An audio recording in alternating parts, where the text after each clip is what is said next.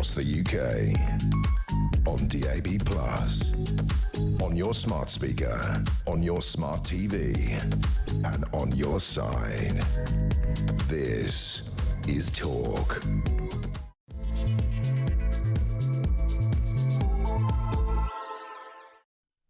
Oh my God, it's Friday. Good evening and welcome to the Political Asylum right here on Talk. I am your host, Kevin O'Sullivan, taking you into the weekend with 3 hours of news, views and topical debate. Get on the phone and call me on 0344 499 1000. That's 0344 499 1000.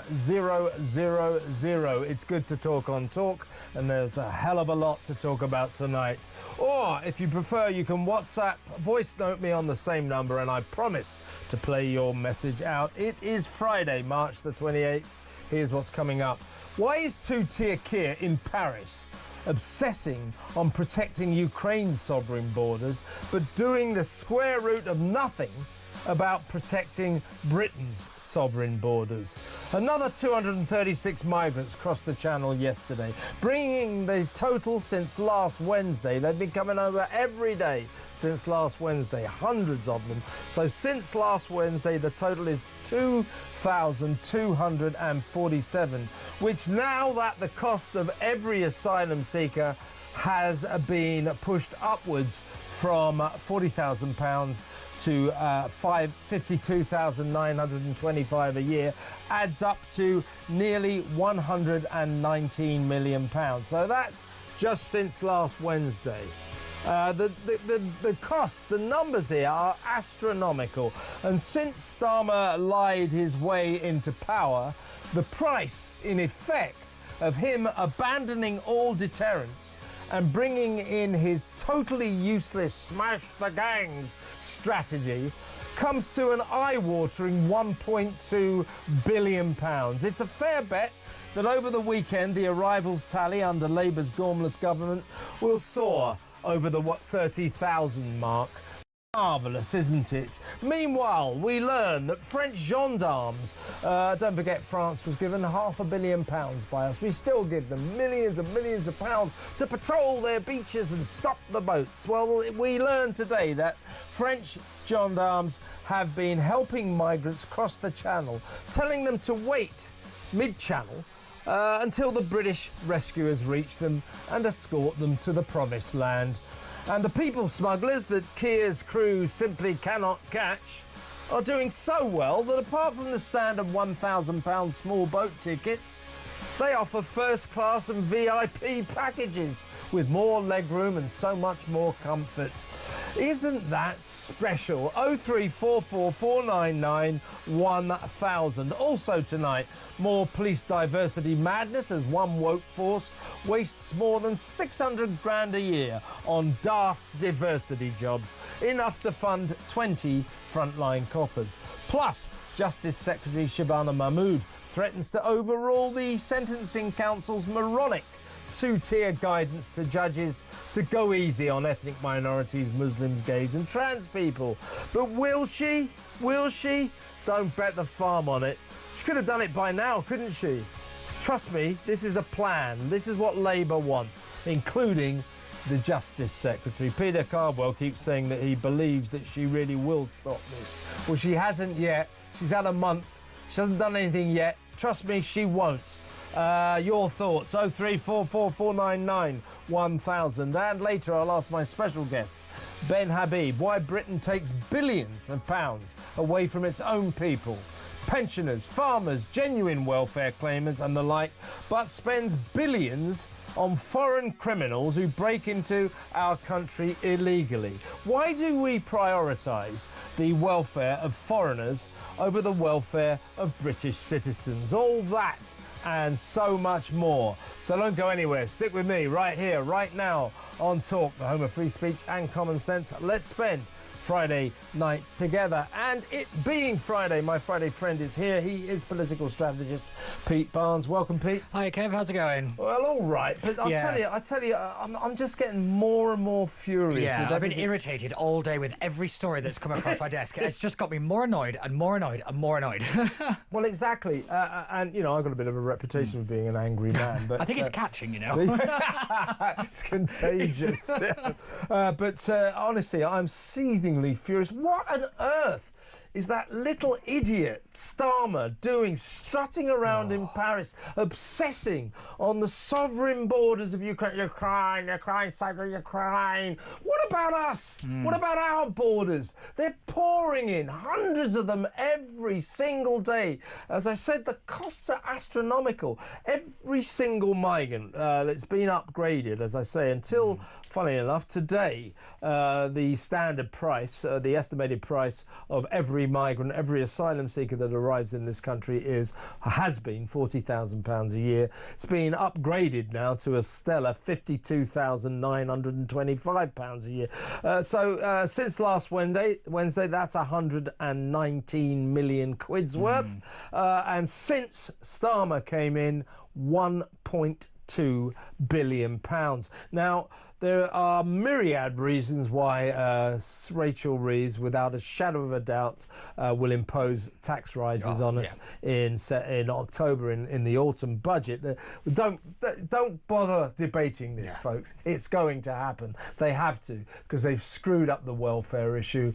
But this alone, you know, the billions and billions of pounds we're spending on a crisis, an escalating migrant crisis the government is doing nothing about. This alone will mean your taxes are going to go up. It's an outrage. It is. And the one thing that we mustn't allow happen is that the government will continue to blame Trump and the tariffs for the tax rises. That's what we'll see. We'll start to see it again and again and again. I think it's been in a couple of leaders in the newspapers this morning about Trump's tariffs, meaning the tax increases. It's not. It is this migrant crisis. It is net zero. It is the choices this government has made is costing the taxpayer an absolute fortune, because at every opportunity they have chosen the wrong route, and they are using the taxpayer and just squeezing and squeezing and squeezing, and at some point the pips are going to squeak, I'm afraid, and we are going to officially run out of money. Rachel Reeves' spring statement was an embarrassment. Rachel Reeves is an embarrassment. Yeah, I was in Westminster, and my director just said to me, "That's her resignation speech." It was absolutely staggering. Dan Hodges wrote exactly that in the Mail, saying she doesn't realise it yet, but she's just delivered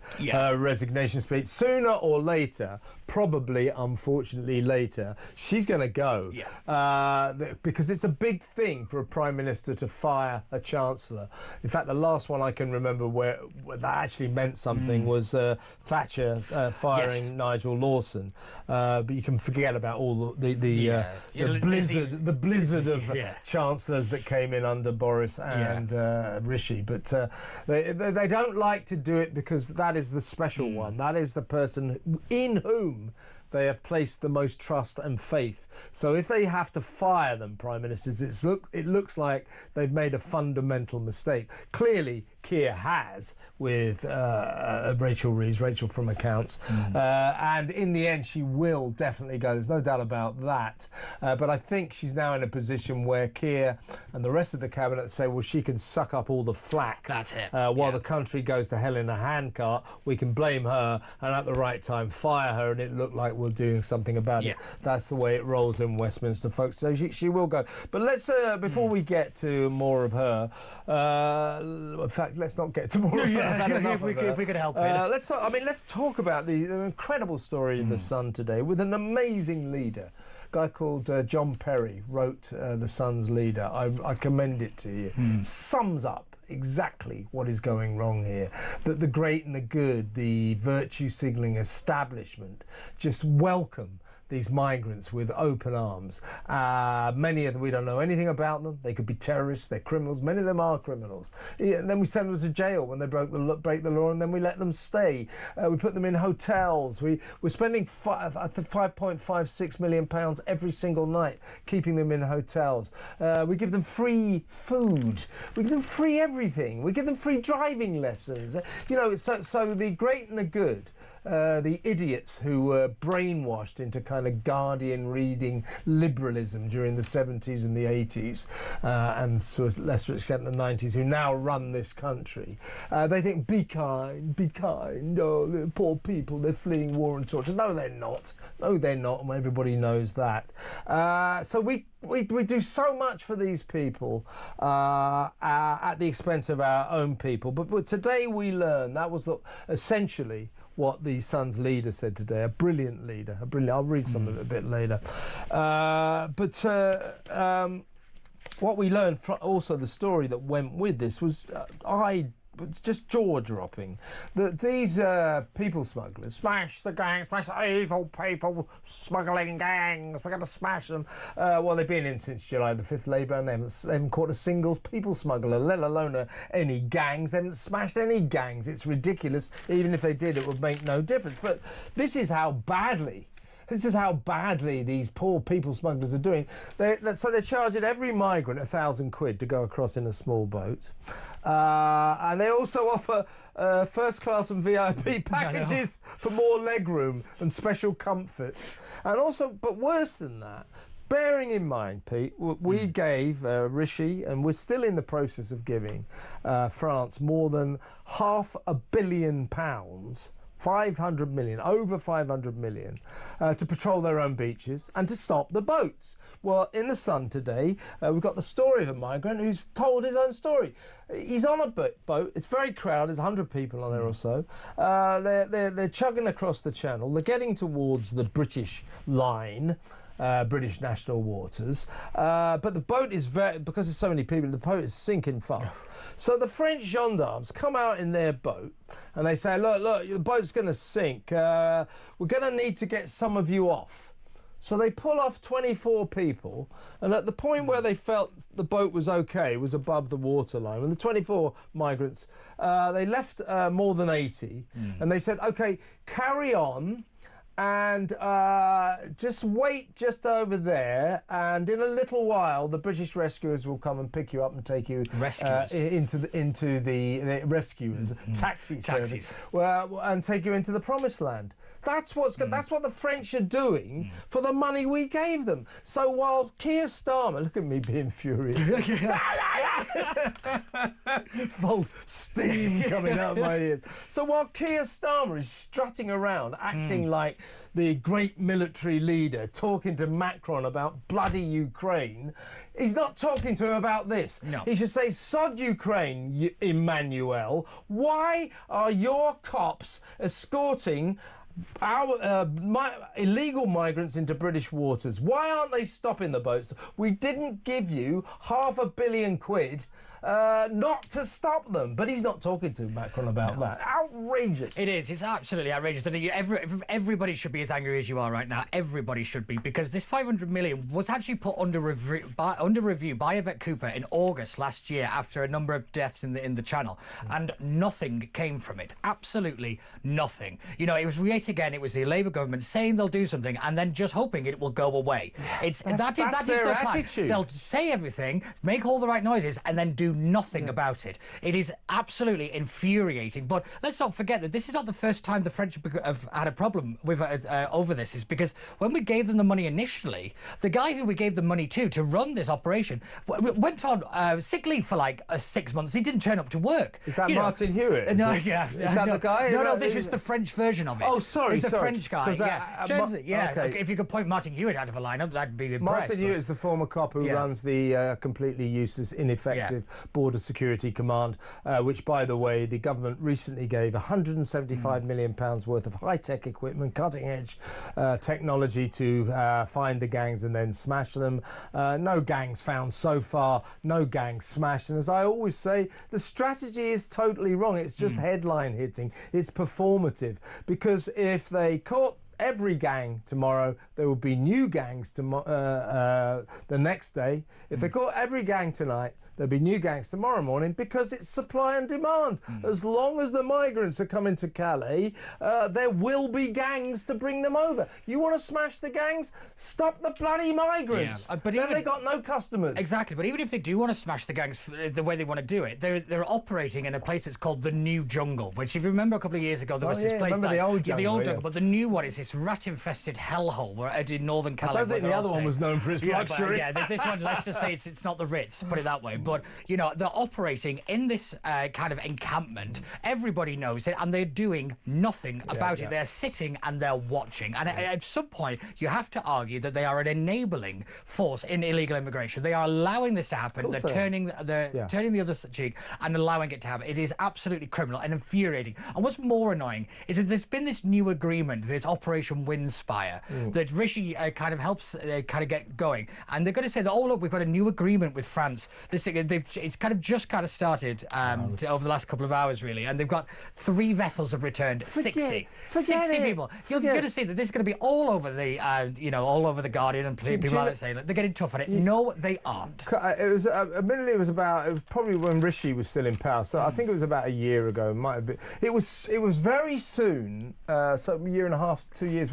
It was very soon after. Do you remember when Rishi went to France and then signed this ludicrous £500 million deal and said, I've done a deal with a contract with France, and they're now going to. So we're well on our way to solving the migrant crisis, because France has taken £500 million of our money, taxpayers' money, and will now patrol their own beaches. Quite why we have to give a foreign country money to patrol their own country, I don't know, but that's another issue. So soon after that, a gendarme on one of the beaches, a rare sight, by the way, he saw a couple of dinghies, and he went up and he was photographed in the paper sticking a great big knife into them, puncturing them, so that the migrants couldn't cross the channel. We found out subsequently he was hauled in, reprimanded seriously, and told, "Don't you ever do that again." And that is the French don't want to stop the boats. They want to say goodbye to the migrants. They're a waste. And by the way, while we're on the topic, why is it, that nobody ever has a go at the French about migrants? So the migrants all gather, as you say, around Calais, the northern coast, and live in these the French don't give them anything. No. They're lucky if they get a tent. So they live in these plastic, encampments, as you say, rat-strewn rubbish. They get nothing. They get no money, nothing, no food, nowhere to live. No wonder they want to get in the boats, because once they come across the channel, they get a 4-star hotel, 45 quid a week, free dentists, free doctors, free food, and of course free lawyers to help them fight their case to stay, even though they're lawbreakers, they're illegal. This country is a basket case. Now, since Keir Starmer came into power, what's going to happen this weekend, Pete? Almost certainly, because the weather is calm, we're going to break the 30,000 mark. So as things stand, we're on about 29,881 have come across since Keir Starmer lied his way into power on January the 5th. July the 5th, I should say. So it'll go over 30,000 this weekend. And just to go back to what I was saying at the beginning of my monologue, I'm going to read these out just so as you know. So this is since last Wednesday, right? Last Wednesday, 236 in 4 boats. Thursday, 357 in 6 boats. Friday, 129 in 2 boats. Saturday, very light day, 73 in 1 boat. Sunday, 335 in 6 boats. Monday, 241 in 4 boats. Tuesday, 246 in 5 boats. Wednesday, 341 in 6 boats, and yesterday, 236 in 5 boats. So there you go. Every single day, every day, coming across, and we do nothing. The French do nothing to stop them, and we welcome them with open arms. This is going on day in, day out. So, literally a boatload of these people will cost us, over the next year, an average of £30 million. Just one boatload. It's estimated that the migrant crisis has cost the NHS 1.4 billion already. Yeah. You know, there's an impact assessment that's this is just on average. Yeah. It's about £12,000 per taxpayer. Yeah. That's what it's costing. It's a disgrace, folks. I want to hear what you think about it. And we're going to talk more about the basket case that is modern Britain. I mean, you know, Pete and I are very angry, and you should be as well. I'm reaching boiling point with this government. Honestly, they're so pathetic. They're pathetic. This country is going to hell in a handcart, and they're doing nothing. And we've got that stupid little man strutting around in Paris, talking to his idol Zelensky. Oh, you're crying. What about Britain? What about our borders? God's sake, let me know what you think. 03444991000. More of the same next.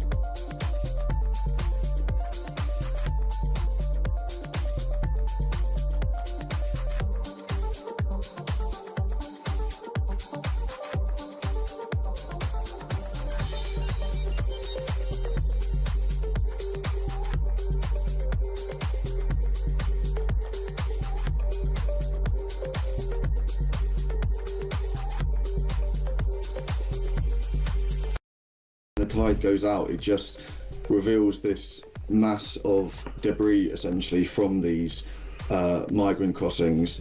A bit further down the beach was a beanie, a bit further down was some trackies, a bit further up a puffer jacket, and then of course even a really cheap life jacket. And me and the photographer were looking at this life jacket and we were like, we actually don't think, I know it says life jacket on it, but we don't actually think that would save a life if it needed to.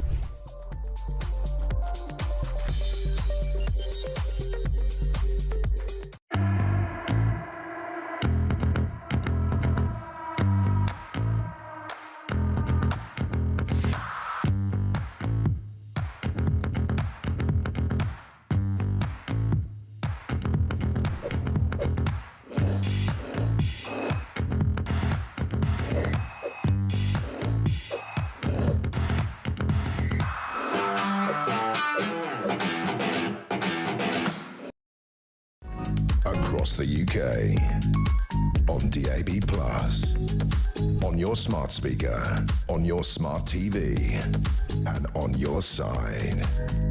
This is Talk. Welcome back. Well, there's a lot of stories going on today. I'm going to try and sort of squeeze them all into one section here. I mean, I'm going to sort of basically read out what I wrote earlier. I mean, Crazy Ed Miliband is blowing £8 billion more on carbon capture. We've now got... This is Britain today, right? You know, and you wonder why your taxes are going up. You wonder why Rachel from Accounts is making such a mess of the economy. You wonder why the country is going into hell in a handcart. I mean, the money they're wasting this lot. which could be spent on us, could be spent on the people, could be spent... I mean, I'm so furious about the winter fuel allowance. £1.4 billion they saved. Ed Miliband casually announces today he may... You know that nonsensical £22 billion carbon capture scheme? He casually announced today he might need 8 billion more. So 8 billion more on carbon capture, whatever the hell that is. A quarter of all Brits... A quarter of British people are now claiming billions in disability benefits. 2 million more are claiming for mental health since the pandemic. The wages bill for the UK's 520,000 civil servants has soared by £50 billion. Snapshot of Britain: 2/3 of the residents in Stockton-on-Tees are out of work on welfare. Meanwhile, Tutia Keir faffs around in Paris fawning over Zelensky. It's almost as if that guy can't wait to get out of the country. Oh, well, to be honest, neither can I at this point, if I'm being really honest. You know? Well, let's look at it. The disability one. 1 in 5 16 to 64-year-olds in the UK now claim some type of disability benefit. 1 in 5. That's astronomical figures. You know, it's in the kind of PR world, we have the problem of what's known as the big number problem. It's kind of how to get people to their heads around these kind of billions of pounds that are being spent. But you know, when you just look at these figures, I don't understand how anybody could look at it and think everything's fine, you know, and not wonder what on earth is going on. Like Liz Kendall, the Work and Pensions Secretary, she absolutely bottled it the other week. She bottled it. You know, there was a great moment where they could tackle the welfare bill, really strike at the heart of one of the biggest increases of the cost to the taxpayer. It's going to be about 70 billion by about 2030. That's again insane figures, you know. But they don't have the stomach to do it. It is politically toxic for them to do it. Their own backbenchers are already in uproar over it. So yeah, we have a government that is just inept and incapable of doing what is absolutely necessary. On the net zero one, the reason that they've got this 8 billion is to shore up investor confidence in this thing. So despite the fact we spent £22 billion, the original figure of the black hole, I would remind people, but the initial investors into this project are BP, worth 69 billion, Equinox, worth 73 billion, and Shell, worth 167 billion. If they need like a little bit of assurance over £8 billion, you pull the other leg. It is absolutely farcical. The net zero project up to 2050 is estimated to cost £321 billion. 321 billion. Just insanity. There's a great psychologist and kind of sociologist called Gad Saad, and he says there's this thing called suicidal empathy. In other words, that you want to help so much that you're hurting yourself. And that's what we're doing. We're hurting ourselves because we just want to help. It's because of what I just said earlier. It's because the people who run this country, you know, the stupid politicians, the moronic judges, the asinine civil servants, they all went to university in the sort of late 70s and the 80s, where they were taught to be Guardian reading liberals. So their primary instinct, you know, their first visceral reaction to anything is be kind. Oh, God. Look after the poor people, the poor and the vulnerable. So they make these ridiculous decisions. Oh, these poor people, they're escaping war. Let's let millions of them in and give them all our money. Oh, it's a paedophile. He's been to jail for 5 years for sexually assaulting our children. Let's let him stay. Poor guy. He's been, you know, he's had a hard life. All of this nonsense. Their first response to anything is this sort of be kind banality. You know, I'm not saying that we have to be heartless about everything, but actually in the process of government, in the process of justice, in the process of running the country, you have to be objective. And they're not being objective. They're not doing... The decisions they're making... you look at the net zero nonsense. I mean, to say they don't make sense is to do them too much credit. They are barking mad utterly insane. And actually, while they're trying to sort of signal their own virtue and polish their own halo, we care about the environment, these poor people who are escaping war and torture, and they spend billions on them, what they're actually being is cruel and heartless to the people who live here, to British citizens. Yeah. That's the problem, isn't it? No, 100%. And the thing that really irritated, I don't know if you saw this union boss that came out against Rachel Reeves and said that she tried to balance the books on the backs of the poor. Well, I would like to remind him that the strike action that he helps organise costs this country money. The rail strikes alone in December, £1 billion lost. The NHS strikes, £3 billion spent. You know, the consequences of these people that want to be kind, you know, it starts to add up. Isn't it funny how be kind means somebody else has to pay for them? It is absolutely staggering to me. Be kind is a form of cruelty. It is. It really is. It really is. But you know, as I say, so you're absolutely right, Pete. That the other reason, so the migrant crisis alone is going to mean your taxes go up because it's costing us like £15 billion a year, right? And as Pete quite rightly said, Liz Kendall last week, Work and Pension Secretary, completely bottled it. Yeah. We needed to make massive savings on the welfare bill. We needed to freeze PIP. You know, we needed to stop giving people, what do they call it, personal income... payments or something like that? Personal income payments, special payments. And we have to do something about the cars we're giving away. Think about that. 815,000 cars have been given away by the government to people claiming disability benefits. Now, that means that the government is buying 1 in every 5 new cars. It's about 44% of new cars. Well, and also 44% of the people who are getting the cars have got mental health issues. That's the one, So why do you need a new car if you're depressed? You know, if you haven't got any legs or something, I can get that. You know, if you're disabled, physically disabled, yeah, sure. You know, and not, by the way, when we're railing against the welfare bill and welfare scroungers and all that, no one is railing against people who deserve it. It is incumbent upon a decent Western democracy to look after its vulnerable.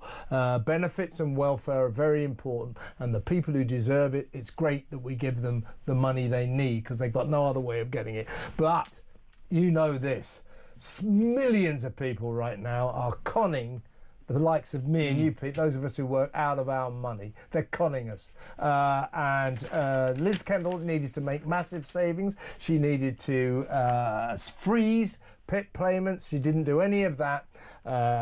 Rachel Reeves announced £4.8 billion worth of benefit savings. It's not nearly enough. No. The biggest financial crisis we've got right now in this country, and we've got a lot, is the welfare bill and the fact that this Labour government, because of course viscerally they hate to cut benefits, that's not Labour's way, because they hate to do it, they bottled it, and what that means is they're being kind to people who claim benefits, being kind to welfare people, being kind. Don't cut too many. That would be kind. That'd be cruel. That would be cruel to cut their benefits. Well, what it means is the cruelty will be to the rest of us come October, the autumn budget, where, let me tell you, the taxes are going to rocket. They're going to rocket because this government is useless and it hasn't got the guts to confront its major financial crisis, which is the welfare bill. Oh, without a doubt. We're looking at a kind of unfreezing of fuel duty at a minimum. You know, this is going to affect everybody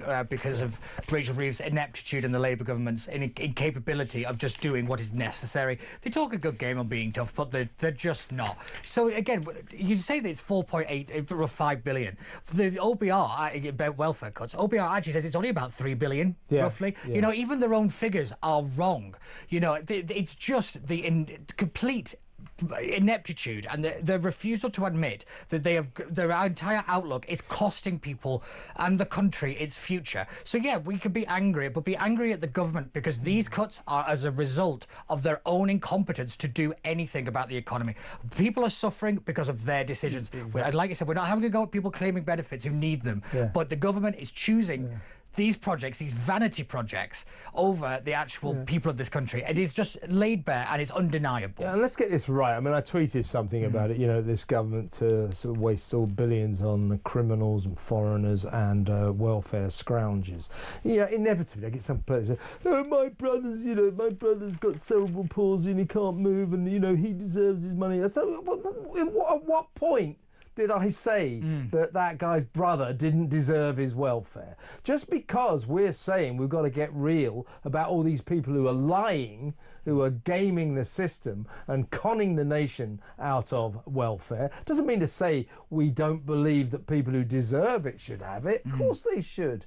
But we're being conned. We're being conned. And, you know, we've got this situation now where, you know, people that I would call kids, you know, 22-year-olds, 23-year-olds, are getting signed off work for life for mental health issues on the phone. Yeah. An assessment on the phone. Never have to work the rest of your life. Oh, yeah, nice call, thanks very much. Bang. It's ridiculous. Yeah. It's ridiculous. The mental health, we've got to be a lot tougher about that. As Wes Streeting said, we're over-diagnosing. And the kids, I think a lot of young people have come to feel, they've definitely got mental health issues, but they haven't. Yeah. They're just looking for the latest diagnosis. We better go to break. When we come back, more madness, folks. We're going to talk about police diversity and diversity generally, the other serious source of insanity in this basket case Britain of ours. That next. Stay tuned.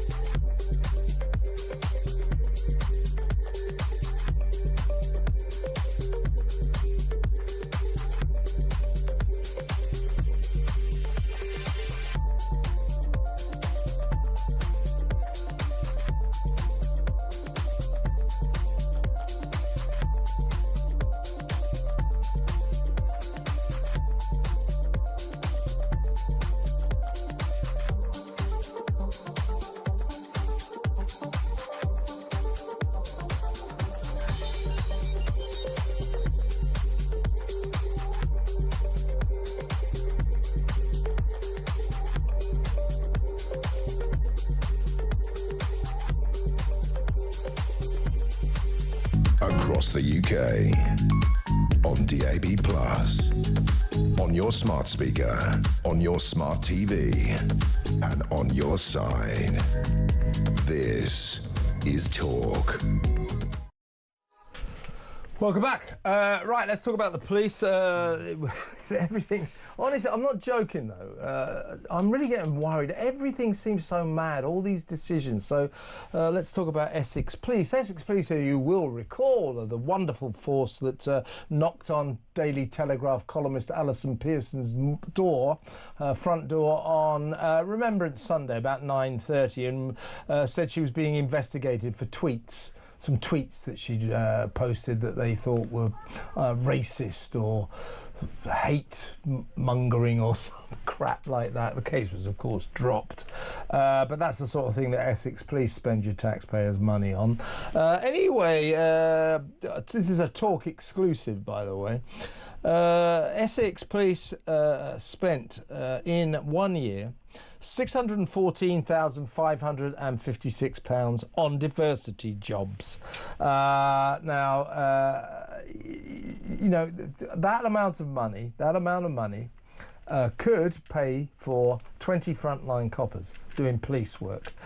Instead, No. The Essex Force thought the constabulary spent massive amounts of money on jobs like, you like this bit, diversity and inclusion manager. I think that was 95 grand a year. That's nice, isn't it? I'm in the wrong game. Yeah. Several positive action constables. What even is that?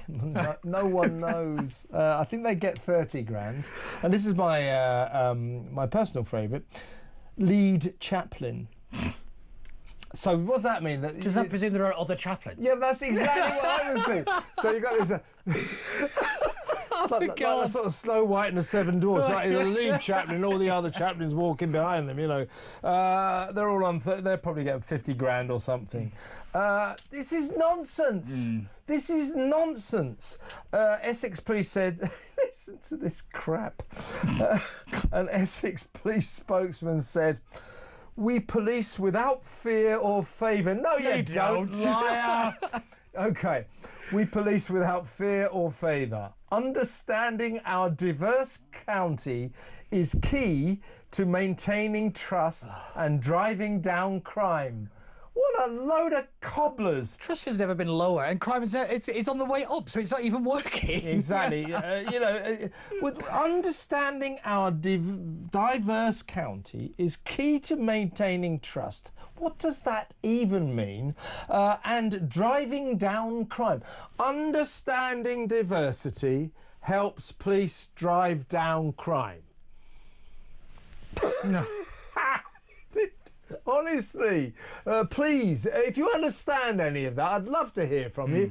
In fact, if you're the Chief Constable of Essex Police, if you could just get your straitjacket off and give us a call, I'd be delighted to hear from you. 03444991000. But, you know, just generally, meanwhile, you've got the National Health Service, the NHS, doctors, nurses, you know, treating the sick. That spends £40 million a year on 800 diversity officers, and the Ministry of Defence, I always like this one, Civil Service is infested with these diversity people. The Ministry of Defence, that's about defending the country, it's a very important ministry, has 62 diversity staff, and they cost £3.4 million a year. Hilariously, the huge diversity department in the Ministry of Defence call themselves Protecting the Protectors. Oh, God. This is insane. It's insane. Just to add on to that, the civil service overall spent 27 million. The university sector sends 28 million. And local authorities, the number of roles doubled in 3 years. And it's now cost 23 million. Yeah. When we look at Birmingham Council, they've gone bust. The city is now basically a hellhole. That is why. Again, it is about choices. And the people running these organisations have deliberately made these choices. And they must be held accountable for them. But again, all they get given is a peerage or a knighthood or something and a nice pension, and then that's it. You know, there is no accountability for this waste. There's nothing that we can do about it until we change the entire culture, because this has to go. It has to go. Like we need a Donald Trump to say, "I hereby cancel all DEI." And again, folks, the reason your taxes are going to rocket in the autumn are because of this. This nonsense. They're spending money on stuff that doesn't mean anything, that doesn't do anything. There's also survey after survey studies that show that all of this stuff does not help improve productivity or economic output. Not one iota. So the entire basis and principle to which they argue it from is just a lie. It's a con. By the way, we're going to go to break in just a second, but if there are any diversity officers out there, I somehow feel that my audience is probably not sort of packed with diversity. Probably already in bed by this point. Unless they're sort of throwing darts at my picture or something. But seriously, if there are any diversity officers out there, can you give us a call and tell us what it is the hell that you do? What do you do for your 95 grand a year or your 40 grand? By the way, most of the diversity officers, the 800 diversity officers in the NHS, are earning things like 50, 60, 70,000 pounds a year, much more than nurses. Yeah. How mad is that? What do they do in the NHS? What are they for? And the one thing we never talk about is the pensions. This is an economic disaster waiting to happen because of the ballooning of this kind of stuff. Because once they retire, they still get the money. It is absolutely insane. Yeah. This country has gone insane with this stuff. It's exactly what I felt. I mean, I'm feeling so het up about it now because every day in every way, you probably noticed I'm a bit het up about it, but every day in every way, you see this government, doing just mad things.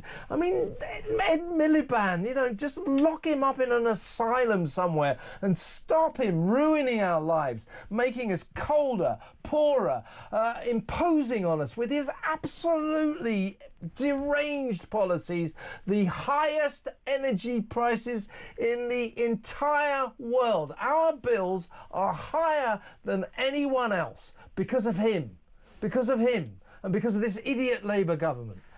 Net zero, what the hell is it? I mean, God almighty, just leave us alone with your virtue-signaling, halo-polishing BS. But just one thing I really want to add on to that is the one people I hold accountable for a lot of this stuff is the Labour backbenchers. Grow a spine and stand up to the people in charge of your party. Because if you want re-election, it's not happening under this lot. Yeah, if you want to keep your job, even if you do it for self-serving reasons, stop them. Yeah. You've got to stand up and you've got to rebel and you've got to stop this. Yeah, but the only thing they're really woke, that lot, the new one. They're all the young ones on the backbench. They're worse than the older ones. The only thing they're worried about is, or they're considering a rebellion against the benefit cuts. Yeah. Well, I don't want them to. I mean, we've got to have the benefit cuts that we've got. We don't want a rebellion against that. You want to rebel because they're not nearly enough. It's just absurd. That place, Westminster over there. I mean, it's a house of uselessness, full of useless people, particularly the government. 03444991000. Next up, more two-tier. It's a bit funny, wasn't it? Start that again. Next up, more two-tier justice. Stay tuned.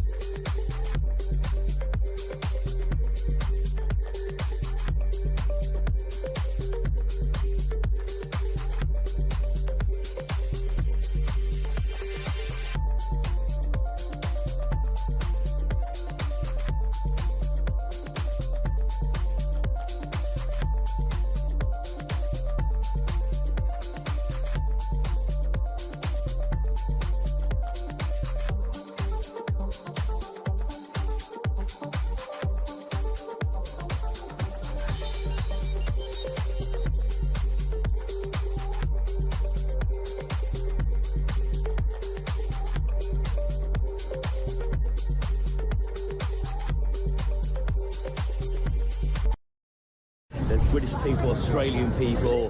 The staff have said this is the first earthquake, the first big earthquake they've ever had. Apparently there was one 20 years ago, but they're still searching for some people who were staying in the hotel. Someone over there is missing his brother at the moment, so they're trying to work out who's here, who's not here. We don't know if we're going to be allowed back in the hotel anytime soon. And also, no news on planes coming in or leaving Bangkok.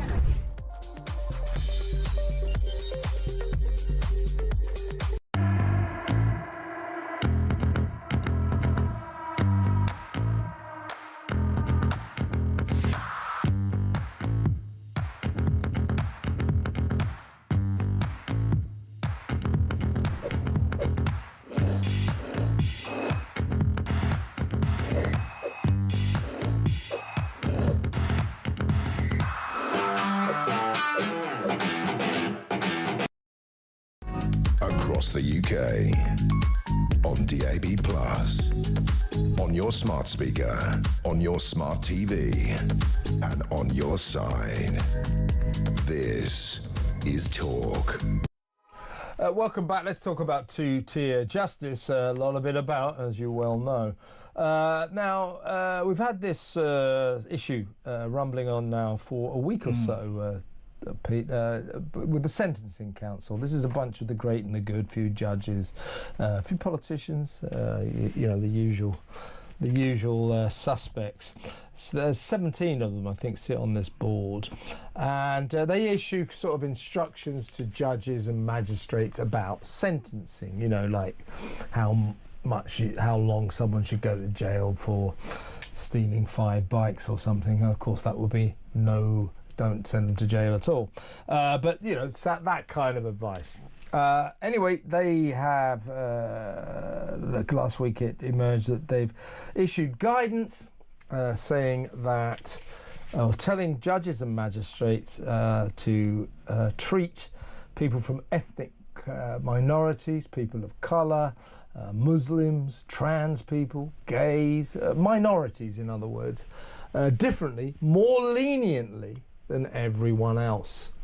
So if you're like, well, actually, you might. Yeah, I qualify. Yeah, you're all right. Yeah. You're on your own. I was about to say if you're like me and Pete, but no, I'm going to go rob a bank. Yeah. Well, Pete's gay, so he's going to get very lenient treatment. You're free to break the law. Yeah. I, on the other hand, are in big trouble. Yeah, I'm really torn on this issue, if I'm being honest.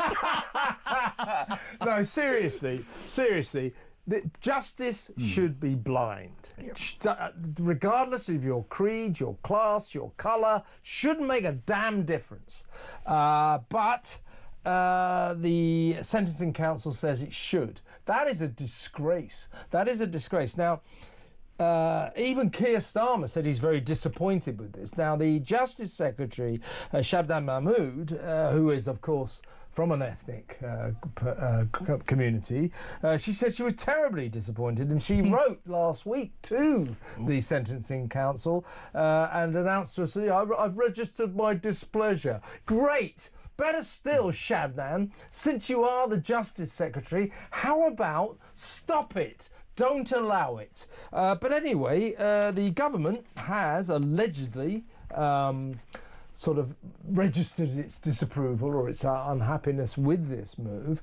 But Lord Justice Davis, who is the chairman of the council, has rather imperiously today announced, we received the government's reservations, and we have concluded that the guidelines we issued do not require revision. So in other words, they're going ahead. So two-tier justice. Shabnam Mahmood, now that you know this, Pete, that Keir Starmer goes out of his way to say, don't have such thing as two-tier justice. Yeah, yes, right, of course we know that. Of course we know it. But the government's line is, no, there is no such thing. Shabnam Mahmood said this is two-tier justice. So we've now got Starmer has registered his disappointment. So the government has accepted that this is two-tier justice. But it says it can't do anything about this because the Sentencing Council is an independent quango. Well, they're the government.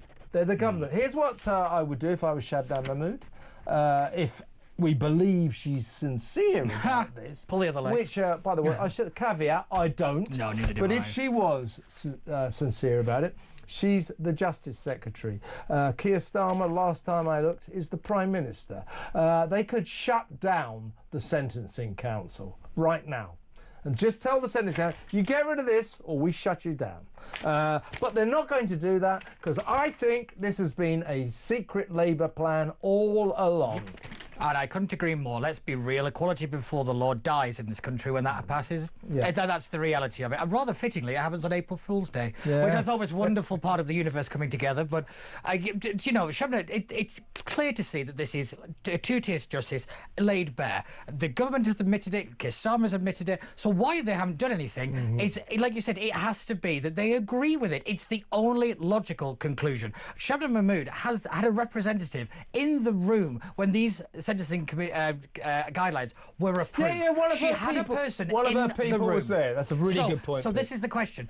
What's happened to that guy? If she doesn't agree with any of this, does he still have a job? He, she, whoever it is? So there's a question that we should be asking. Because, Robert Jenrick has been really banging the drum on this, and he's been the leader. He's been leading on this rather well. He did introduce a proposed amendment to a bit of legislation. Now, it wasn't quite right, but it was the right thing to do to try and stop this, because writing a letter, I mean, talk about a British response. It's looking likely now that the only way to stop this would be an emergency piece of legislation, and it's got to happen on Monday. Yeah. It has to happen Monday. It could be a one-line bill abolishing the sentencing committee. They have a huge majority. They could pass it in a day if they choose to, and that's the point. Again, they are choosing not to do it, so therefore I think they are like agreeing this with sort it. of thing. They like this sort of thing, as they proved at Southport. They like two-tier justice. They like coming down hard on the white working class and going real soft on ethnic communities, on Muslims, on gays, on trans people. This is nothing against ethnic communities, gays or trans people. It's just that they should be treated exactly the same as the white working classes and everybody. From aristocrats to the lowest of the low, socially, everybody should be treated equally under the law. This is a travesty of British justice, and I don't believe Shabnam Mahmood when she says she never wanted it and she's trying to stop it. If she stops it, I believe her. If she doesn't stop it, I was right. Yeah, 100%. And the most important thing I find in this story is that these parameters have huge ramifications for society, and they are being made by people wholly unaccountable to the public. How this got farmed out to a Quango, I will never ever understand how that was allowed to happen, because this is a really important aspect of the law, is the equality bit. It is about that we are all citizens, and that before the law we are all equal, rich, poor, gay, straight, black, white, whatever, and that is dying, and it will be dead in this country. And I tell you now, that is how society crumbles. Once you start separating people out in legal parameters, there is no other way back from that, because everything tears each other apart, because it becomes us against them, but then it starts pulling our own side apart. And Keir Starmer has the power to stop this, and that is the bit we have to keep hammering home. They have the power to stop it, and they're choosing not to do it. Exactly right. Now, but just before we go to the news, interesting story in the Times, exclusive. The head of the Prevent programme, I've only got about a couple of minutes for this, Michael Stewart, is quitting. He's leaving his post following those disastrous failures in terms of Axel Rudagabana, exposed by the Southport attack. So the Prevent scheme is where they earmark people they think have been radicalised, young people especially, and they put them into the Prevent programme to de-radicalise them, to stop them becoming terrorists. If you remember, just over there, not far from Talk Towers, a few years back, there was the two murders on the bridge. They were committed by a person who'd been through the Prevent scheme, so it's not very good. Rudy Cabana, this horrible little terrorist, he was a terrorist, had been considered to go into the Prevent scheme 3 times, and 3 times they decided it wasn't necessary. So today, the head of Prevent, or a guy called Michael Stewart, has left following those disastrous failures in Southport. Michael Stewart should not have left. He should have been fired, and quite frankly, he should be up for charges of criminal negligence. That man has presided over a programme that has left this country and its citizens vulnerable to attacks. It has failed at every single aspect. At every level, Prevent is utterly useless. Isn't it? Useless. It is prime example of this kind of moving people around from different departments, because he's been around in these kind of things for quite some time, and everything has just been a failure after failure. We are awarding of failure. He should have been fired. And in Axel Rudagabana's home, Keir Starmer kept it a secret, wouldn't tell the people. There was an Al-Qaeda manual, terrorist, written by an Islamist extremist, and enough rice in poison to kill thousands of people. Prior to that, the Prevent scheme had decided he doesn't need to be de-radicalised. That's fantastic. So, Michael Stewart, goodbye and good riddance. You're as bad as the Prevent scheme, which is very, very bad. Listen, what an hour. I've got to calm down a bit now, actually. Say my blood pressure. But I don't think we will for long, because we're going to be joined after the 8 o'clock news by Ben Habib, where we're going to go through some of the big issues of the day. So stick around for that. You don't want to miss it.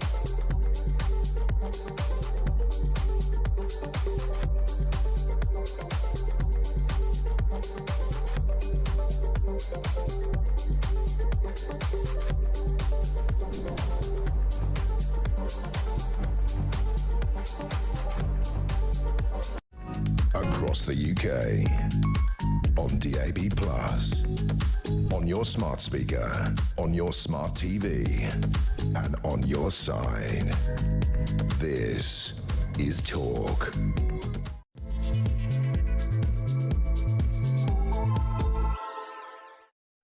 Welcome back now for the next half an hour or so. We'll be taking your calls, by the way, in half an hour. Not much to talk about.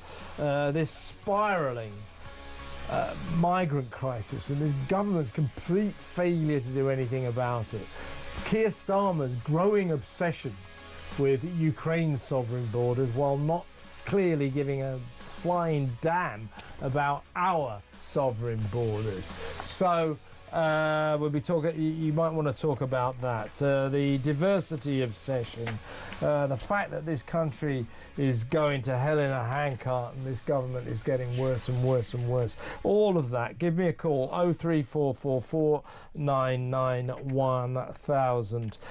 Before we get to you, though, let's spend half an hour in the company of the excellent Ben Habib. Welcome, Ben. Good evening, Kevin, and it's a pleasure for me to spend half an hour in the company of the excellent Kevin. Thank you very much. Thank you very much. Now, I put to you, you, I don't know if you've been listening to the show, but we were, of course, talking earlier about the fact that hundreds of migrants have been coming over every single day since last Wednesday. We worked out that the cost since last Wednesday alone will probably be around about £19 million over the next year. So on and on it goes. Now, 236 yesterday. Meanwhile, Keir Starmer doesn't seem to be at all worried about our sovereign borders, but is obsessed with Ukraine's sovereign borders over in Paris, talking to the coalition of the willing, whatever the hell that is. That will never materialise, by the way. The coalition of the willing will soon become the coalition of the unwilling. But my basic question to you was this. Why is it that Britain this country takes billions and billions of pounds away from its own decent, law-abiding citizens, but gives billions and billions of pounds to foreign criminals who break into our country illegally? Why do we prioritise the welfare of foreigners, many of whom can't even speak our language, over the welfare of those of us who live here, British citizens? What is going on? How did we arrive at this strange equation? So I think the heart of the problem is a governing class that has forgotten that it's meant to govern in the interests of the United Kingdom and the people of the United Kingdom.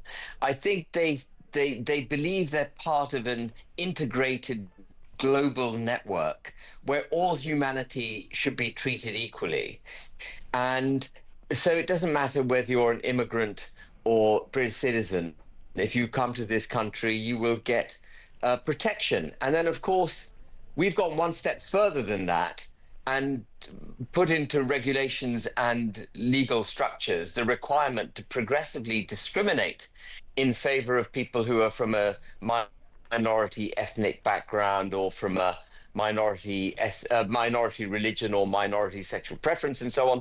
And that positive discrimination has moved us towards, first of all, welcoming these people into the country and then making a system that is more beneficial to them than it is to British citizens. This whole obsession with the global order, with the promotion of the globe at the expense of nation states, the hijacking of citizenry by the Human Rights Act and this kind of notion that it doesn't matter whether you're a British citizen or a foreigner, you're all subject to the same rights and obligations as when you're in the United Kingdom, coupled with progressive discrimination, is destroying our country. It's destroying our ability to think straight. It's hijacking civil society. And of course, it's destroying the economy, because when you have that kind of agenda where you progressively discriminate in favor of people based on their color of their skin or their religious beliefs, you're not hiring for meritocratic reasons. The entire nation state, our sovereignty, our economic prosperity, and everything else which we took for granted, certainly when I was growing up, is being sacrificed on the altar of this liberal global order coupled with progressive discrimination. That's, in a nutshell, that's how I see it, Kevin. I hope that made sense. Yes, it does. And I think I sent you today's brilliant leader in The Sun. Sun, of course, carrying this alarming story that for £500 million, for £500 million, that we British, the British government gave gave the money, but we continue to give them millions and millions of pounds to patrol their own beaches. The Sun carrying this story, the story of a migrant who actually said Britain is kind, the government is nice. And it certainly is, because he got on a boat and there are about 100 of them on there. Halfway across the channel, it was sinking fast. So the French cops turned up, having not stopped them leave the beaches, of course. They turned up in their boat, said, look, the boat's leaking here, so we're going to take 24 of you off, 20 of you off. So they just took it off until the boat came above the water. And then let them go on. And then left the other 80 to carry on and said, if you just carry on a bit and you just wait, the British rescuers will tow you into the promised land. So we learned that. That's what's going on in terms of the crisis itself. But the leader to go with this story, written by a guy called John Perry, who deserves his name to be in lights, brilliant Sun writer. He says, Britain is kind, the government is nice, a small boat migrant explains why he's chosen our country over any other to enter illegally, risking his life to do so. The magnetism of soft-touch Britain, summarised in 7 words. The liberal left will be overjoyed to be seen as so welcoming and generous, thrilled that our nation is known for kindness, tolerance, integration and acceptance, the supposed values quoted by some idiot judge this week of Paddington Bear. That's it, isn't it? The problem we've got, and I've been talking to Pete Barnes about this, is our ruling elite now, the people, the idiots who run this country, but our ruling elite, they all went to university, during the 80s, early 90s, late 70s, where they were kind of brainwashed by this Guardian reading liberalism. So their first instinct about everything is be kind, be kind. These poor people, embrace them, give them everything they want. They're escaping war and torture. But by being kind to these foreigners who've broken into our country illegally, we are being very cruel to the people who live here. Our taxes are rising. We're taking billions and billions of pounds away from pensioners, from farmers, from welfare claimants who genuinely deserve the money. They're all suffering now because we're giving money to these foreigners, because these idiots, these ruling elites who think they're clever but are very, very stupid, think that they're being kind, and they really, really want us to see them polishing their halos and signalling their virtue. That is the grip. That's what's got a grip on this country, and it is sending us to hell in a handcart. It is. And, being kind to foreigners who've come to this country illegally is actually being desperately unkind to people in this country, because it's the people in this country, the British citizenry, that have to pick up the tab and have to be exposed, frankly, to the assault that civil society is subjected by people of whom we know nothing. And it's worth mentioning as well that for those bleeding heart liberals who claim that they're all escaping war-torn zones, there are 2 things I say. Mostly it's men coming across to the United Kingdom. It's not women and children, which is typical of what you might expect of a refugee. You'd expect to see women and children. You don't expect to see very young, perfectly able, fit-bodied men. They should be staying behind and dealing with whatever problems their countries face. It's the women and children who need protection. That's the first thing, which, belies the whole notion that these are proper refugees. And then the other thing that belies this narrative is that they're coming from France. They're not coming from Syria or Libya or North Africa or wherever else. They're coming from France. And not that I'm a great fan of the French. I mean, I very rarely go to France. If I can avoid it, I had to go there as an MEP to change trains. But I probably wouldn't stop there for long. But, the fact Food's is... nice, good wine. Well, you can buy the wine here, just about. No, actually, I don't buy French wine anymore. I'm so upset with the way that they're dealing with us, the way Macron has turned his back on the United Kingdom, the way he tried to frustrate Brexit and everything else, that I will buy English wine, Italian wine, American wine, New Zealand wine, but not French. No, you should make a start. Absolutely. Let me just quote a little bit more of this excellent leader by John Perry. He says, millions living harder lives in the real world see a government saying, no, we cannot afford to cut taxes, crushing your family or bankrupting your business. And no, we cannot afford your winter fuel allowance or your benefits. But we can afford billions for ideological indulgences like net zero and billions more to featherbed small boat migrants we are too incompetent and liberal to stop. Sums it up, doesn't it? It sums it up. Absolutely sums it up. We're defeated by our own ridiculous liberal attitude. Liberalism is good in small doses. It's necessary in small doses to protect the individual and make sure the state doesn't abuse the individual. But we've taken it to the nth degree, where actually the individual is paramount in everything, and the majority interest is set aside. What's good for the country is set aside in the pursuit of liberalism. And ultimately, what that results in is a draconian system of governance where the majority have to be told to shut up. They have to be rigorously policed for fear that they might actually speak up for their own interests. And they have their interests set aside. And that's what we're seeing. It's the end of democracy. This form of liberalism is ending democracy. And liberalism needs a good kick in the shins and a yank back. Well done on the shins there. I thought you were going to say something else.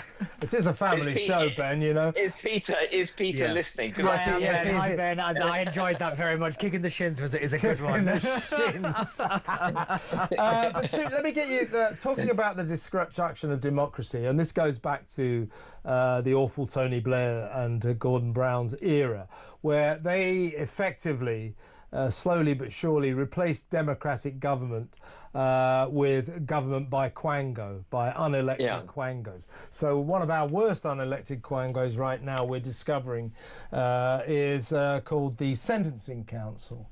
Now the Sentencing Council today has rejected the government's bid, the Justice Secretary's bid, Shadman Mahmood's bid to expunge, to get rid of this new guidance to judges and magistrates that they must be more lenient towards ethnic minorities, Muslims, trans people, gays, than other people. So if you happen to be, like me, you know, sort of vaguely white, middle class, heterosexual, all that kind of stuff, and of course male, you're in big trouble. You're in big trouble. You're an endangered species. I'll tell you. So to be fair, Shabnam Mahmood said, I don't like this, because she is from an ethnic minority, of course. So she said, I've written to the Sentencing Council to inform them of my displeasure. Keir Starmer today has kicked in and said, I'm not happy about this either. So Shabnam Mahmood has said, yes, this is two-tier justice. So you've got a government cabinet minister, the Justice Secretary, saying, this is two-tier justice and I don't want it. But of course they're saying, oh, it's an independent body, so we're powerless. And Lord Justice Davis, who is the chairman of this 17-strong panel of the great and the good, he has today imperiously announced, we believe our guidelines do not require revision. So they're going to come in. And the government's saying it's powerless to do it. I don't believe Shabnam Mahmood, and I don't believe Keir Starmer. I think they like the idea of two-tier justice. I think they like the idea of going easy on ethnic minorities and, as we saw in the summer, giving the hardest possible time to the white working class. Absolutely right. I mean, Keir Starmer, in my view, Keir Starmer is anti-British. There's no other way to interpret all the things that he said, including that, for example, I'm digressing, but that he would, before he became Prime Minister, he said, if I were to become Prime Minister, I will align us so closely with the European Union in terms of regulations and laws that we might as well be in it. In other words, to all intents and purposes, he was prepared to set aside the British democratic will of the people. And if you're prepared to do that as Prime Minister, you're effectively anti-British. He wants to give power away to foreign entity. He wants to take our borders down. He would no doubt take the euro, which is giving up our currency. And I completely agree with you. And this is perhaps the worst or the best example of how bad our society has got.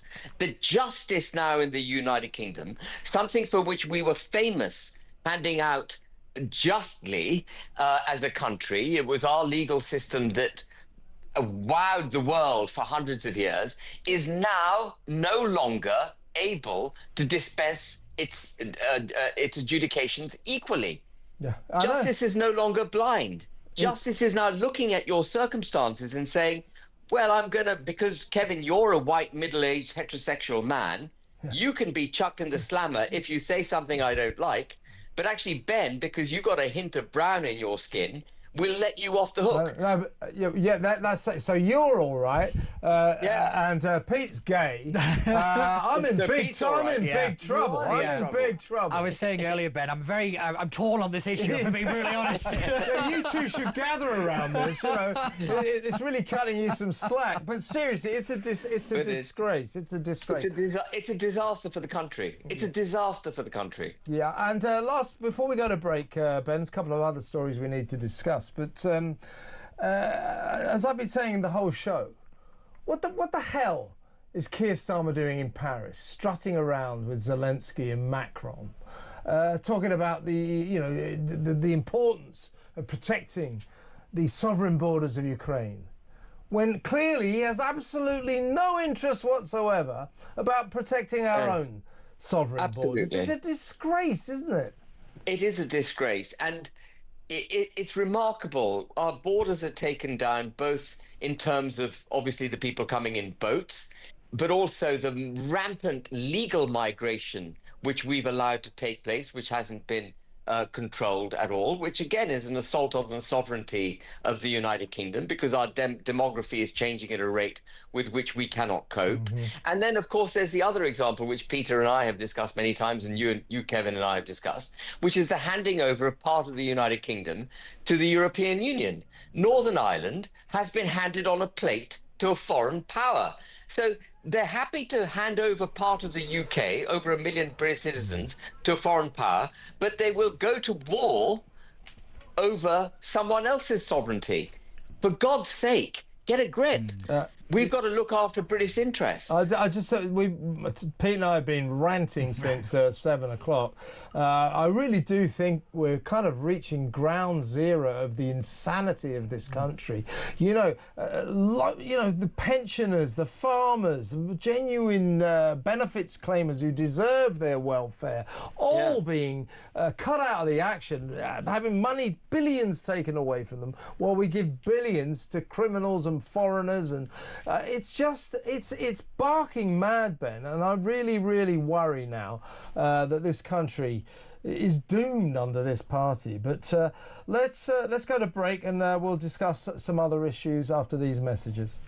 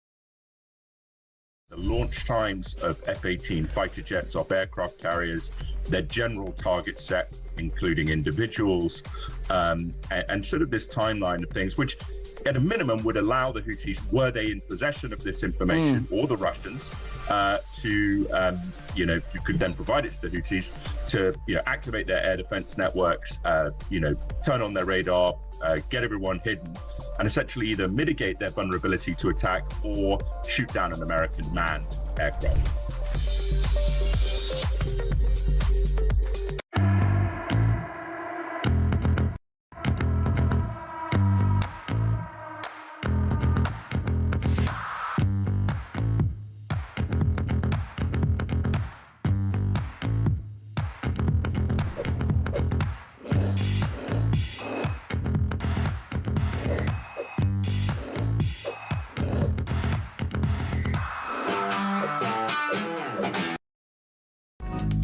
across the UK. On DAB+, on your smart speaker, on your smart TV, and on your side. This is Talk. Welcome back. I'm still with Ben Habib. Ben, we need to talk about, first, before we go on, I want to talk about this programme Adolescence, this series on Netflix, which I must say I've watched. It is very good, but Douglas Murray has written in The Sun, and he's made a very good point. He said, why is the government acting like it's a documentary? Because it's all about toxic masculinity, and a kid goes out and kills, stabs a girl to death, and they say, and it's as if they're acting, or the government is now acting as if we've got this huge problem, you know, with incel and the Andrew Tates of this world, but actually we haven't got that much of a problem about it. There's nothing wrong with it as a drama. But taking it this seriously, as if, oh, they've really shone a light on a massive problem here, it's not true. We have a much bigger problem with kids of colour in gangs stabbing each other. We'll talk about that in just a second. But of course, we in this country have been deprived of something we should have had, and that is an official inquiry into the rape gang scandal. The mainly Pakistani Muslim men who preyed on vulnerable young white girls, many of them underage.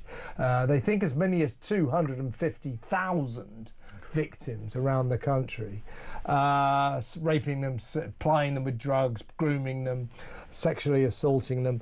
Now, the government, in its wisdom, decided that the nation didn't deserve an inquiry. I think we have too many inquiries, but we should have had an inquiry into this. But there is an initiative now to get an independent inquiry going so that the people get what they deserve. Now, I note that so they're raising money, they're crowdfunding for it at the moment. I note that you've given £5,000 to that fund, and in response, your former Reform colleague, Rupert Lowe, has thanked you and matched that amount.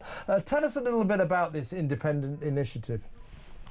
So it's Rupert Lowe's initiative, and he did it, I think, because Nigel Farage had promised as leader of Reform that he would get the funding together required for an inquiry. He promised that back in January, but then didn't deliver.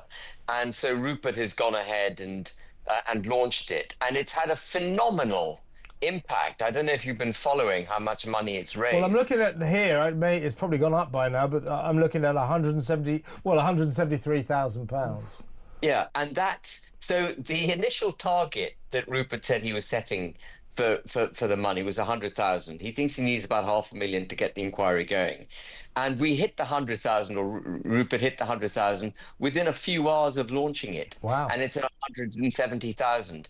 Just to put that into context, when I fought the case against the government to try and keep Northern Ireland in the Union, I did a crowdfunding exercise, and I'm very grateful to everyone who funded that. But I got £90,000 over a period of 2 years.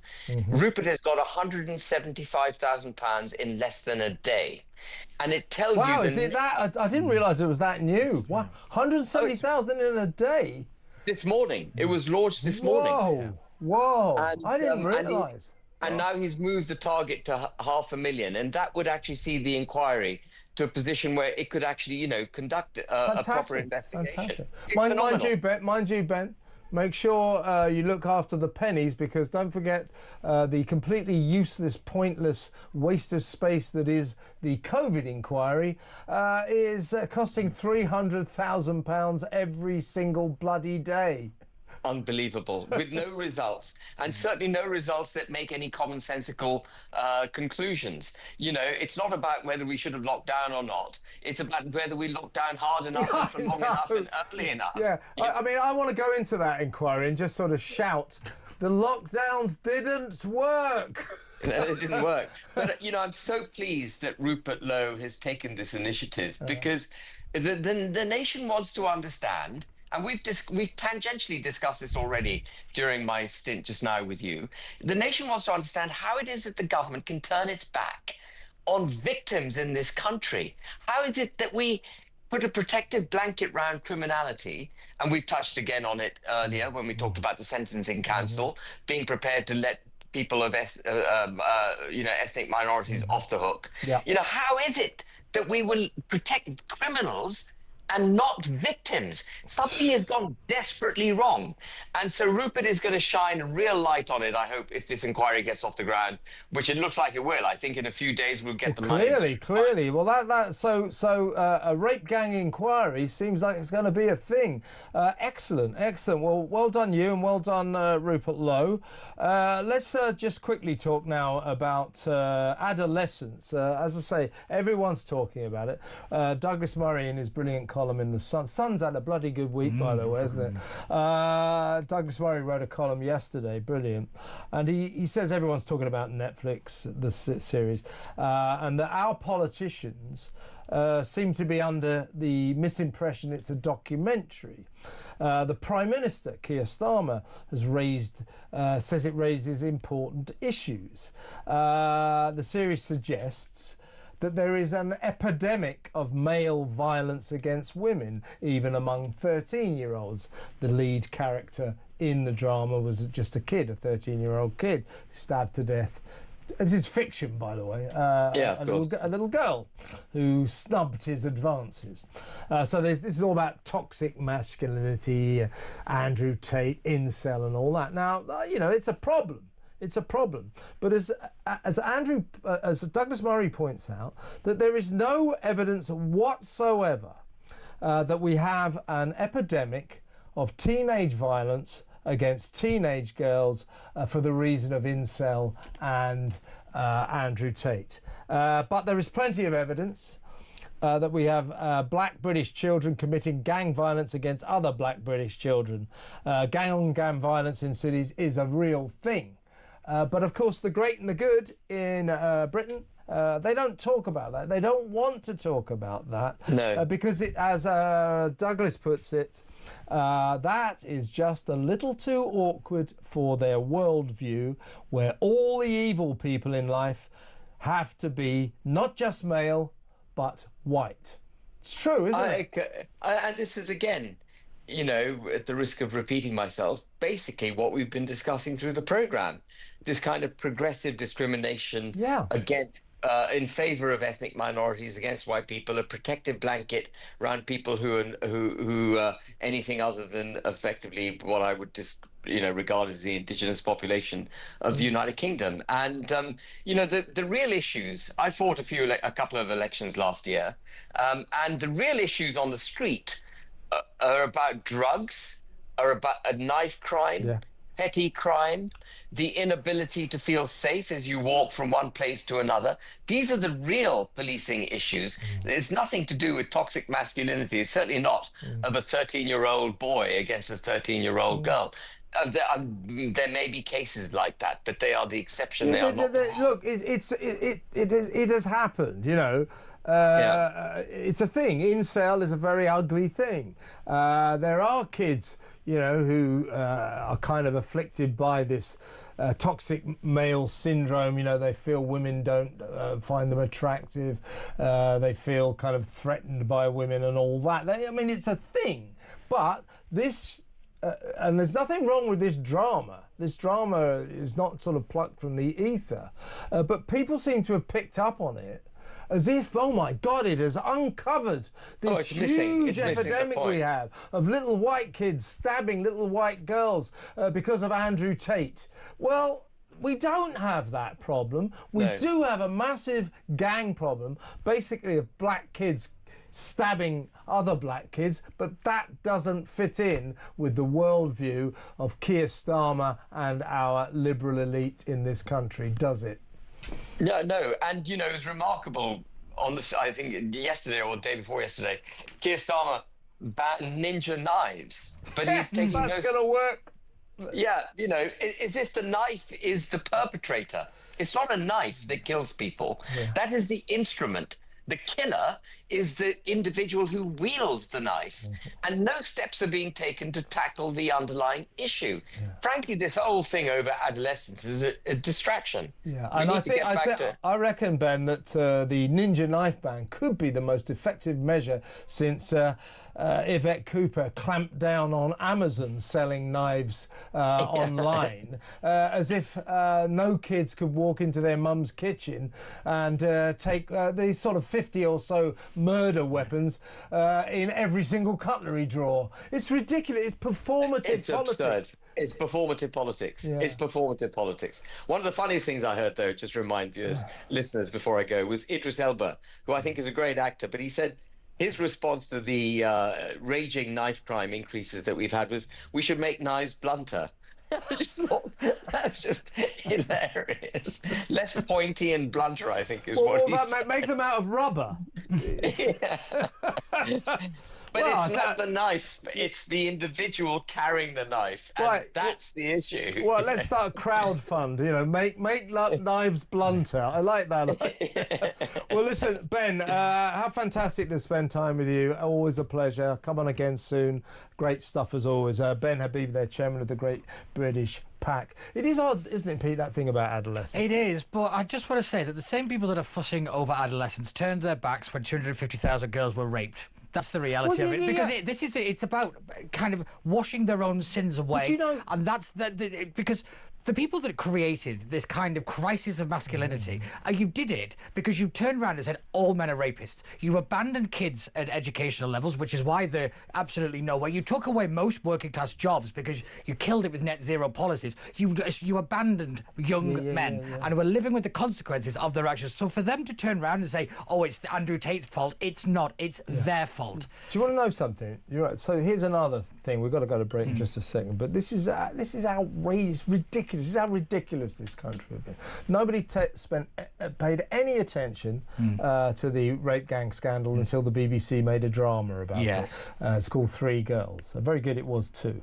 Suddenly everyone, oh my God, this terrible rape gang drama, or grooming gangs as we euphemistically called them. Then Post Office. Post Office, yes, I was just about to say that. Postmasters and mistresses, absolutely disgracefully the victims of one of the worst miscarriages of misjustice in British history. Nobody cared less. ITV make a drama about it. The Post Office versus Mr. Bates. Suddenly everyone up in arms. Whoa, this is terrible. Got to help this. So, and now we've got adolescence, which is actually raising the issue of something that isn't an issue. And they got the Prime Minister, we've got to do something about this. So until it's on television, we have a generation of politicians now who won't do anything. So if you want to get something done, if you're feeling the victim of injustice, everybody, go over to ITV or the BBC and say, can you make a drama about me? Because if they do that, then politicians will be falling over themselves to help you. This is pathetic. This is pathetic. It really is. Really is. Let's go to break. After we come back, we're going to take your calls. We've got lots and lots of calls, and we'll read some of your messages, and we'll read your WhatsApp voice notes, and have a whale of a time up until 9 o'clock, when it will be my show, What Just Happened. What Just Happened? That's from 9 until 10 o'clock. I'll bring you some details of that after this break.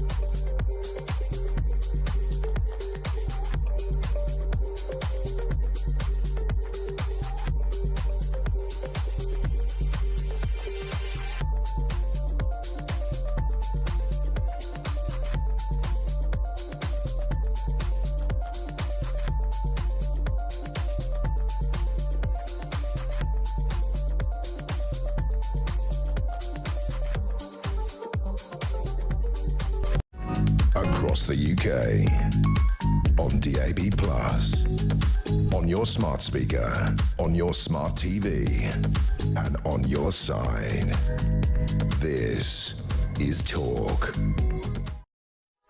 Welcome back. Ernie's just texted me in to say, hi Kev, to hear Ben Habib, an Asian man, saying to Kevin, a white middle-aged man, you are an endangered species, pretty much sums it up. It's true though. I mean, you know, I'm feeling very oppressed. I'm an oppressed minority, an oppressed majority, I guess. Right, as I said, in about 20 minutes, it is my show, What Just Happened? Brilliant show, hosted by me, with great skill and great aplomb. Samara Gill, my producer's on it. Andrew Ebel, magician, barrister, broadcaster. Anyway, here's a clip. Well, this isn't really a clip. This is a summary of my career. I'm a very serious journalist, you know that, and this proves it.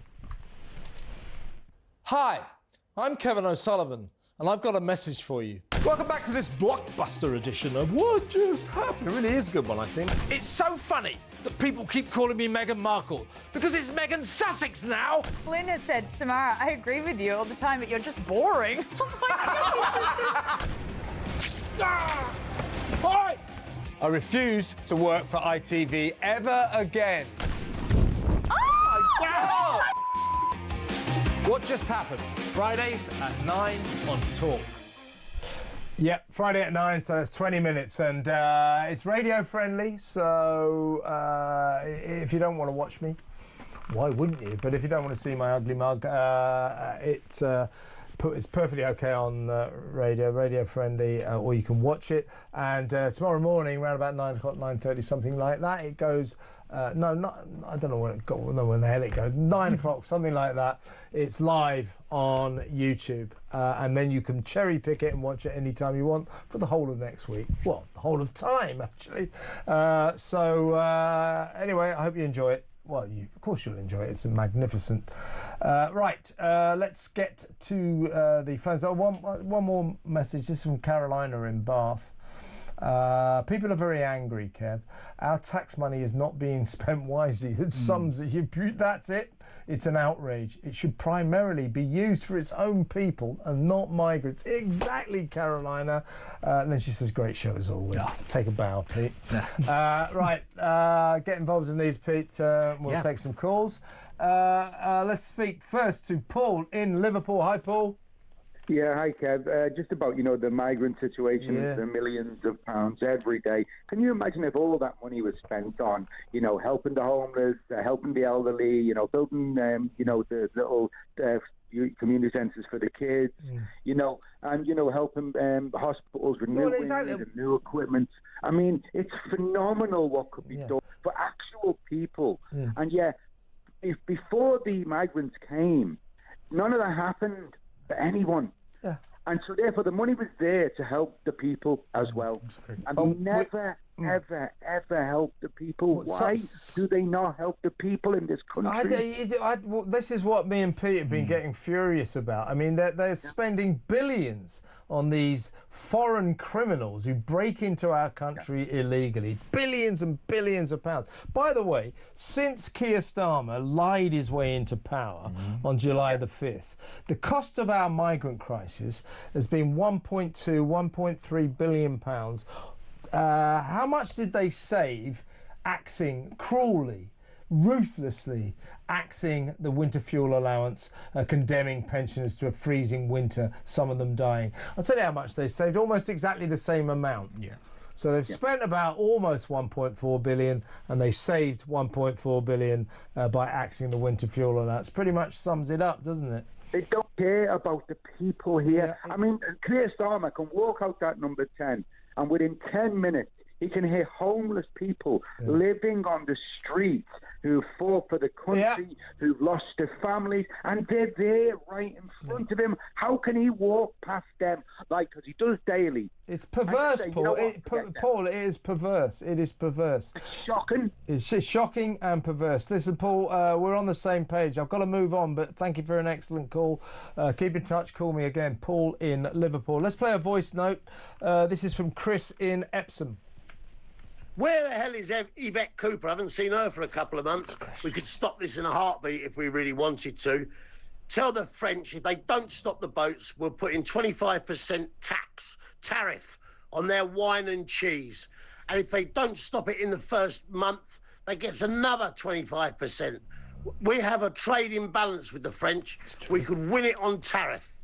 Great idea, He's perfectly Chris. correct. By the way, Chris is reflecting our anger there, I think. Where is it? Where is it? I've been saying this for like 4 weeks now. Where is Yvette Cooper? She is nowhere. Absolutely nowhere. All I remember, when it was the riot, she was out there straight away. She couldn't be away from a television camera telling how bad all these right-wing thugs were. Yeah, by the way, announcing they're all guilty before they've been to trial. Remember that? Oh my God, that was... We'll come back to that. But where is she? She is absolutely... Look, where was Heidi Alexander over the Heathrow crisis? Nowhere to be seen. The only people we keep seeing is Rachel Reeves, and I'd rather see less of her if I could help it. It is absolutely staggering. But this government is a chaos. Absolute chaos. Absolutely right. Let's... we'll get a quick call in before we go to break. Let's talk to Laura Jane in Hampshire. Hello, Laura Jane. Hi. I hate to disagree with you, but I've got one disagreement and one agreement. Okay. The disagreement is I think you've missed the point about adolescence. I was horrified. I went to bed shaking. It's not just about toxic masculinity. What else is it about then? It's about what, sorry? It's about the toxicity of the internet and the phones for the children. Potentially, but what it contends is this. It contends that we have a big problem with young teenagers, white teenagers, stabbing to death female teenagers, young girls. And we don't have a big problem with that. It contends that we have a problem with teenagers getting on the internet, being somehow influenced to kill female teenagers, and it's not true. We don't have that. No, we don't. But what we do have is a problem that I, as a parent, obviously mine are grown up now, but I deeply, deeply regret them having access to phones. Now it's much worse. I'm really glad I'm not a parent. I think it's access to what goes on behind the closed door of a child's bedroom, and we're not addressing that. With respect, Laura Jane, what I would say to that is parents step up then. Do you know, I keep hearing that this is up to the government to fix this problem. It's not. I keep thinking the parents are kind of being let off the hook a little bit here. Don't get me wrong, this stuff is complex, but it does strike me many times. It's very complex, and those parents on the television program, the guilt they had and the because they didn't know what was going on. And I'm with Australia. I think they should be banned for under 16s. Totally. Yeah. But my other point was I do agree with you about the Justice Secretary, but I think that it is a plan. It is part of a plan. You said that in the first bit of your show. Yeah, I agree. I think she's lying. I think she's lying, but I think it's because it's part of the plan to disunite us as a nation. You're right, Laura Jane. Absolutely. It's pitting religion against religion. It's pitting culture against culture.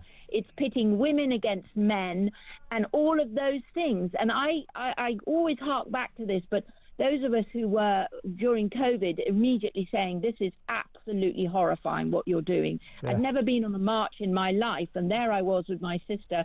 I'm in my 60s now, marching for what I believed was I believed that there was so much going on, and we were saying all this, and people were just calling us loose. Anti-vaxxers, anti-social, anti-human. Laura Jane, don't take us back there. Those were dark, dark days. No, and actually, do you know what? They were the days where this country lost its mind, and we've been going downhill ever since. That's my point. That's my point. Listen, Laura Jane, I've got to move on, but we're not entirely on a different page about adolescence. I do take your point about that.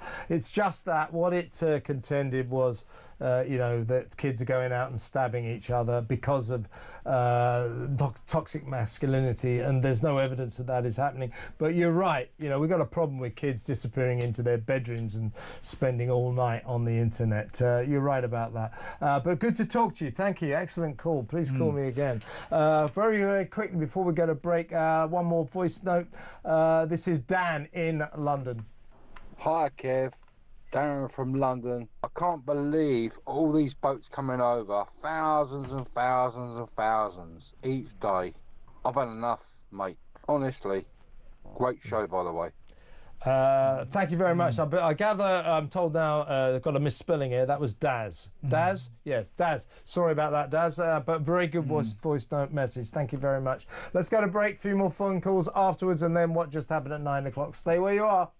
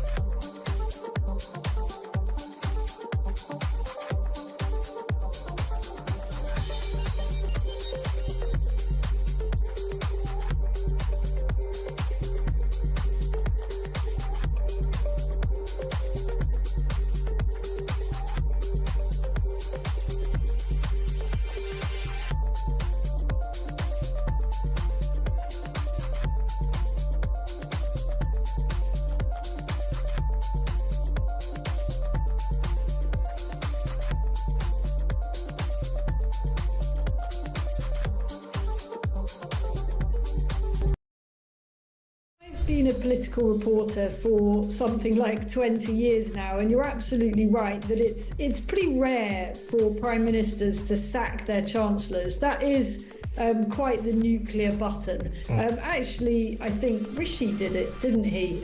Or at least Nadhim Zahawi had to resign. So, it does happen a bit. But it's a drastic thing, and especially so newly into the life of an administration.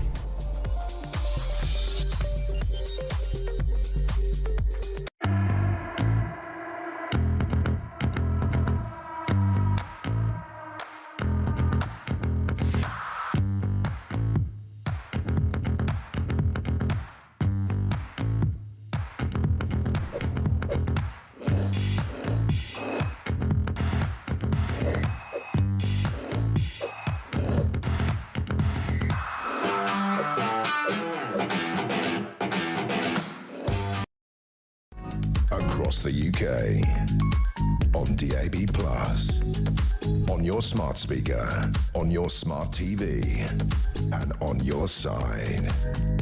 This is Talk. Amanda writes in Broken Borders, the question is why nothing is being done. It's an absolute scandal and heads should roll.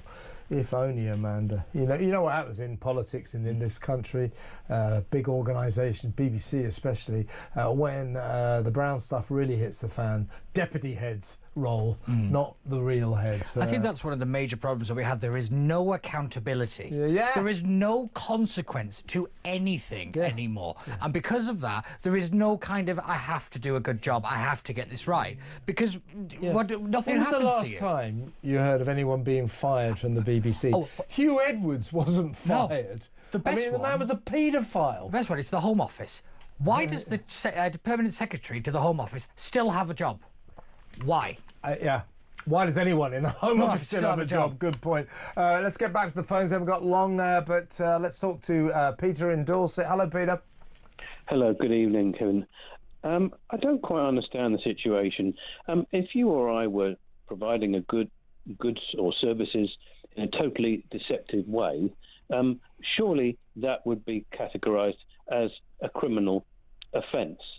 I don't understand why or how the government, with a direct manifesto, didn't just... Well, what you're saying is that this government is built on lies, that it lied its way into power, told us barefaced lies. It has got what it wanted. It has got what it wanted by lying, and it didn't lie. It didn't lie for a packet of chewing gum. It lied to the nation. It lied to everybody. It's disgrace. I mean, they really, really were bad lies. Now, I read a piece by Stephen Glover in the Mail a couple of days ago, and he said, quite rightly, he said basically all governments lie, all politicians sort of lie their way into power, but there are limits. There are limits, and he said that this government is the most mendacious, and he's a man of a certain age. He's been around for many years. He said that in his entire life, this is the most mendacious government he's ever seen, and that they lie and they lie and they lie. And by the way, Peter, both Peters actually, Rachel Reeves this week, I mean, she's just looking at us straight in the eyes and lying and lying and lying. It's a scandal, isn't it? It's criminal. Sorry, Peter, you go ahead. Sorry. Well, the situation is this. Look, if there's no legal criminal system to hold the government to account, with the economy going up the pot and eventually unemployment goes up, guess what's going to happen? There's going to be social unrest. Yeah. And instead of things going the right way, they're going to go the wrong way on the streets. Well, they're going the wrong way already, Peter. And I don't think anybody should underestimate the British public. We're all supposed to be kind, decent people. But I'm afraid you do too much to people, and it will be... Well, a lot of people, Peter, a lot of people are worried that we may be coming to some kind of crisis boiling point, and then there may be civil unrest. Yeah. But in terms of what we can do about this lying, mendacious government, I'm afraid the answer is nothing. No. We're stuck with them until such time as there's a general election. Peter, I totally agree with what you're saying, but I've got to move on. But thank you for an excellent call. Peter in Dorset there. Very quickly, Dave in Basildon. Hello, Dave. Hello, Kev. Yeah, brilliant show. Thank you. It's no good anybody, yourself or Peter Barnes, moaning about the French, while our government is prepared to take all these migrants and put them up in luxury. The French are going to get rid of them because they don't want them either. I say that all the time, Dave. You hear politicians every day and everywhere. They're still saying that we've got to get round the table with the French and sort something out. Pointless. Yeah. I mean, I blame the French for taking our money and doing nothing about it, but I know that is an empty avenue to go down because the French are never going to change. Well, they don't want them. Exactly. Nor do we, by the way, but that will stop them coming. And Peter Barnes was part of a government that allowed to go on for 14 years while they were in power. What do you say to that? Well, first of all, I wasn't part of the government. I supported the political party. Well, it's the same way that if you voted for the Labour Party this time round, then you contributed to this crisis now. But my argument to that is that the Conservatives, towards the end, at least made the right noises.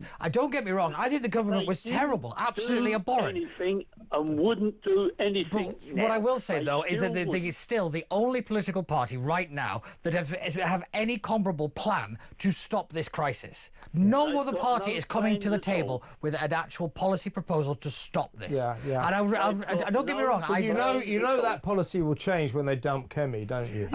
When? If?